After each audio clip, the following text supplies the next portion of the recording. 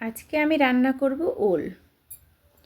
ওলটা আমি যেভাবে রান্না করি সেটা হলো কুকারে। খুব তাড়াতাড়ি করার জন্য আমি কুকারটাই ইউজ করি। প্রথমে সর্ষের তেলটা গরম করলাম, তার মধ্যে জিরে আর তেজপাতা ফোড়ন দিলাম। দেওয়ার পর এবার আমি কেটে টুকরো করে রাখা ওলটা দিয়ে দিলাম। ওলটা সামান্য নাড়াচাড়া করা হয়ে গেলে এর মধ্যে আমি দিয়ে দেব পরিষ্কার করে রাখা চিংড়ি মাছটা।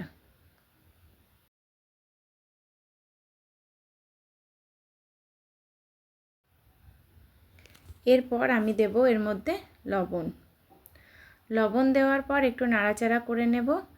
নেওয়া হয়ে গেলে এবার আমি দেব হলুদ, 1/2 চামচ হলুদ, আর তার সঙ্গে দেব লঙ্কা গুঁড়ো আর ধনের গুঁড়ো, ধনে জিরের গুঁড়ো।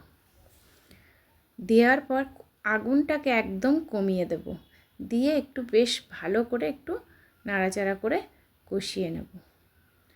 কষানো হয়ে গেলে এই সময় আমি দেব 1 বাটি পরিমাণ নারকেল দুধ।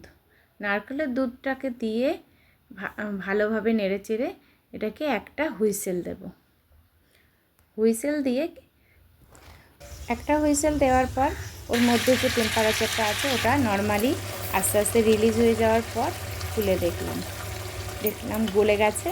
এবার আমি ওপর থেকে একটু চিনি, 1/2 চামচ মতো চিনি, তার সঙ্গে একটু গরম মশলা গুঁড়ো দিয়ে ভালোভাবে একটু নেড়ে চেড়ে নেব।